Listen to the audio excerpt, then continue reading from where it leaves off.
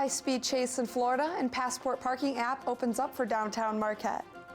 Later on, we'll take a look at the snowy forecast with Joseph Sigourney, and later, the sports update with Devontae Stein. Hi, I'm Todd Rose. And I'm Maya Kurth, and this is Public Eye News.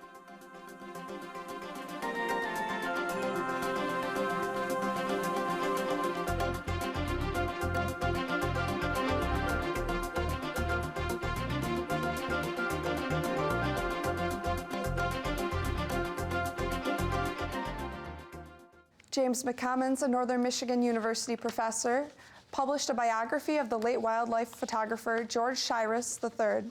One of Shiras' most notable achievements is helping establish the Migratory Bird Treaty Act. McCommons discovered Shiras' work at a bookstore in Munising where he bought a two-volume collection. One thing that would make his photography unique is a flash technique where you would take a skillet with burning pine needles and set it in a canoe and paddle through the lake and stop in front of deer, and it leaves the deer looking tranced. He would then capture the pictures of the deer. This process is now illegal as it used to be used for hunting. His photography has also been featured in National Geographic and many other large publications. Marquette is trying out a new parking system in downtown. The app Passport Park is now being available to use to help assist those in parking. The app is free to download in the Apple App Store and Google Play. The app tracks your parking location, and all you have to do is input your parking meter number. The app isn't required for those parking, and people can still insert coins or use a credit card on the meter itself. The Wisconsin DNR is hoping to improve fishing within Lake Michigan. The DNR has established a new stocking plan which will increase the number of fish stocked in the lake. In particular, they are looking at increasing the stocking of Chinook salmon to 1,200,000, coho to 500,000, steelhead to 460,000, and brown trout to 450,000. The stocking is part of a multi-year plan to increase fishing quality in the years ahead. And the Michigan Public Service Commission accepted parts of UPCO's new integrated resource plan, though they did also provide some suggestions as well. Among the approved sections are a 125 megawatt solar power contract and as well as an increase in UPCO's energy waste reduction goal, among other things. This all awaits final approval, however, in a final order in the future. Fun Funding, an online game company that creates online games to raise money, created a fundraiser in Marquette. The fundraiser is for an event called Spread Goodness Day. The event founder, Anna Dravlin, created the event in hopes to make a world a more positive place. The website spreadgoodnessday.com has a form where you can input your act of goodness. Last year, over 20,000 acts of goodness were recorded. Spread Goodness Day is celebrated at the elementary school in Marquette and will continue this March 14th. In Kent County, a young boy celebrated a day he'd never forget. 5-year-old Michael Orlando Clark Jr. invited his entire class to his adoption ceremony yesterday afternoon. He wanted his friends to witness this momentous time in his life, so his kindergarten teacher and all his classmates came to the courtroom waving cut-out hearts in solidarity for Michael. Andrea Melvin and David Easton have been fostering Michael for about a year and decided it was time to make him official part of the family. His mother, Andrea, says, quote, "He brings us a lot of joy. He's just so full of energy and love. It's just been great for everybody," end quote. 36 children were also adopted on Thursday, which was Kent County's 23rd annual adoption day. Michael and his family are very grateful for the support of the school and all of his classmates for being there on his special day. And after this break, we'll have national and international news. It was back in the late spring of 1968 that a man by the name of Dick Prenneke left civilization behind to carve out a new life in the remote Alaskan wilderness. During his first year alone, Dick would cut trees and build a log cabin and make what was needed from materials available. He would document his adventure through written journals and on film. Saturday night at 9:30 on WNMU-TV. Welcome back. A spur in hiring over the last month, the highest since January, has led to new jobs and a lower unemployment rate. Somewhere in the ballpark of 266,000 jobs were added in the United States over this time, leading to a lowered unemployment rate of 3.5%. It had been 3.6% in October.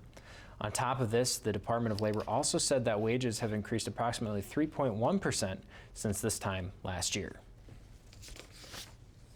And a deadly measles outbreak has brought an entire nation to a standstill. Medical crews are rushing to contain the epidemic on the Pacific Island nation of Samoa, which has been infected with, which has infected more than 4,300 people. CBS's Gwen Baumgartner reports from London. Families line the streets of Samoa waiting hours for treatment. Hospitals are struggling to keep up with the measles outbreak. I think the minute you're getting hospitals running at 200% and 300% capacity, I think that speaks for itself. It's incredibly serious. At this time, we must... The Prime Minister declared a state of emergency, making vaccinations mandatory. More than 20,000 people have been immunized in the past 2 days. Red flags hang outside homes of families who still need the vaccine. Doctors look for the flags as they go door to door. Critics say the vaccination campaign comes too late. Nearly 60 children have died from measles since October.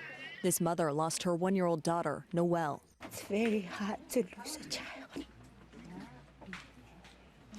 Sorry. Only 30% of Samoans were vaccinated when the epidemic exploded last month. Immunization fears spread last year after 2 babies died when doctors incorrectly mixed their vaccines with other medicines. Medical teams believe their work this week is restoring trust on the islands. And I think through the hands of the doctors, they work miracles. The government says schools and public spaces will remain closed until every Samoan gets the measles vaccine. Gwen Baumgardner, CBS News. 2 are dead in Pensacola, Florida this morning after an aviation student opened fire in the Naval Air Station. This was the second fatal shooting at a naval air base in the United States this week. The student, who was a second lieutenant in the Saudi Arabian Air Force, was fatally shot by a sheriff's deputy. Saudi Arabia relies on the U.S. to train their military and did not immediately report the shooting today. 12 others were also injured and are all expected to make a full recovery. 2 armed suspects have Florida police in a high-speed chase, leading to the 2 suspects being swarmed at an intersection in Miramar. CBS's David Begnaud reports. Police swarmed the busy intersection in Miramar, Florida, as they closed in on the 2 armed suspects and the driver they had abducted. The chase started in Coral Gables, about 24 miles away, after the 2 suspects attempted to rob a jewelry store. You heard in the back alley about 8 to 10 rounds fired. The armed suspects got into a gunfight with the store owner, injuring one of the employees before fleeing the scene, reportedly with some of the diamonds. Right after that, they hijacked a UPS truck and took the driver hostage. They led police on a high-speed chase, swerving around vehicles multiple times to avoid capture. But when they hit bumper-to-bumper traffic, they had no option but to stop. And that's when the police moved in, appearing to use some of the bystander vehicles as shields as they fired at the UPS van.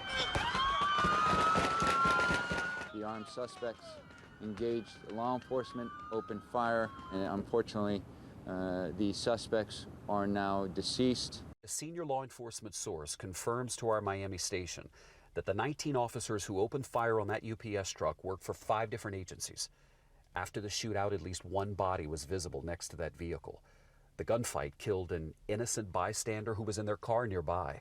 And we've learned the other victim who died is the abducted truck driver, 27-year-old Frank Ordonez. Our condolences go to the families of the deceased of today's unfortunate incident. The excuse me, we'll be right back after this break with weather and sports. Stay tuned.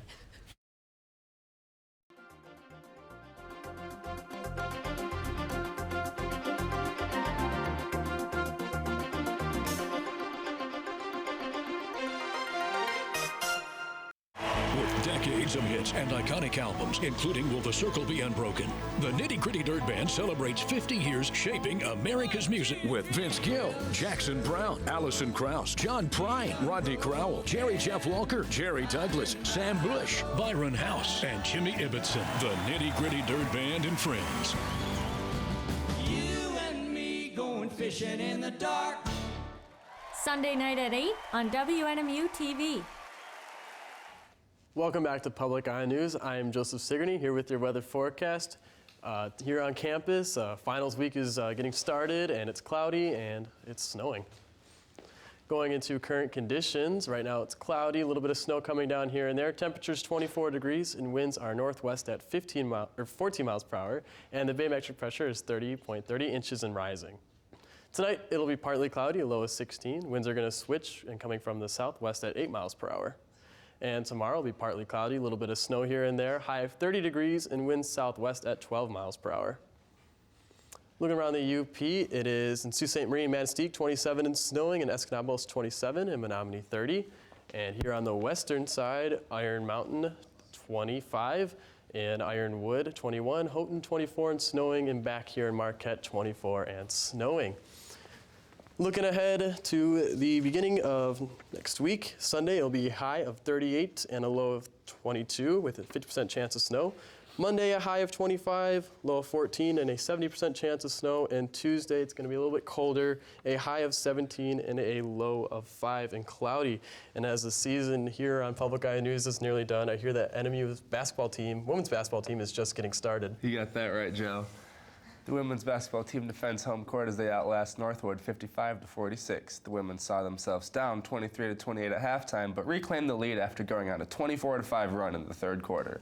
The women would not trail again the rest of the game. Erin Honkala led the team in points with 15 while grabbing 6 boards. Jessica Schultz dropped 14 points in the win.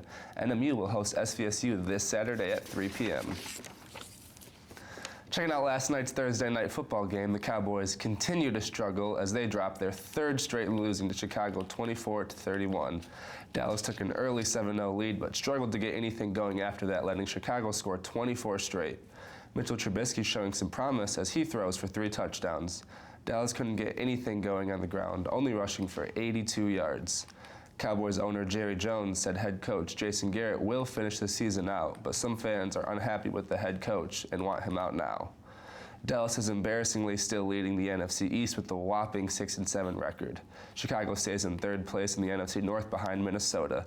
And on Sunday, the Saints will take on the 49ers in a powerhouse NFC matchup. The Saints, currently sitting in 1st place in the NFC, look to take even further control by taking down the 3rd place 49ers.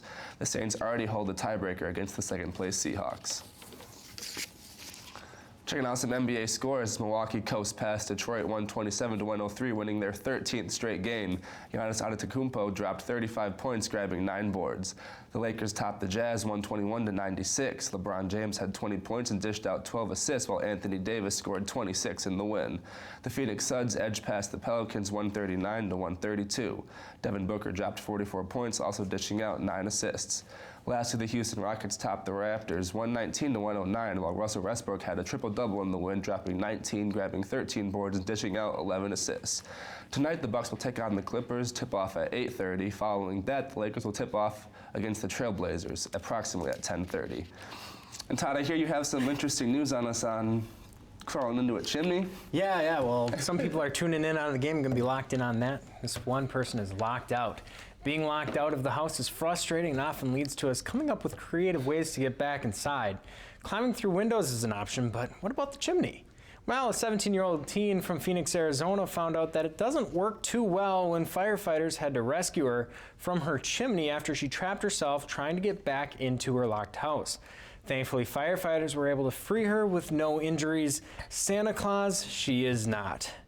Well, Devontae, I got to tell you, it's been a great semester, and even more so, it's been a great 3.5 years that I've been able to spend down here with everybody at Public Eye News. And I think everybody here can say the same thing. It's been such a wonderful journey, and the opportunity that we have to have a show like this and get the experience that we have and be able to grow and not only do the news programs, but help out with shows such as Media Meet and Ask the Doctors, Ask the Lawyers and such. It's such a wonderful opportunity, and I just want to thank everybody at Public TV 13 for the opportunity over the last 3.5 years. It's been great. And from all of us here at Public Eye News, and from myself for the final time, we wish everybody at home a lovely getting broken up here. Lovely winter break. Thank you all. It's been great, and we'll see you out in January. The preceding program was produced by WNMU-TV, Northern Michigan University Public Television, in studios located in Elizabeth and Edgar Hardin Hall.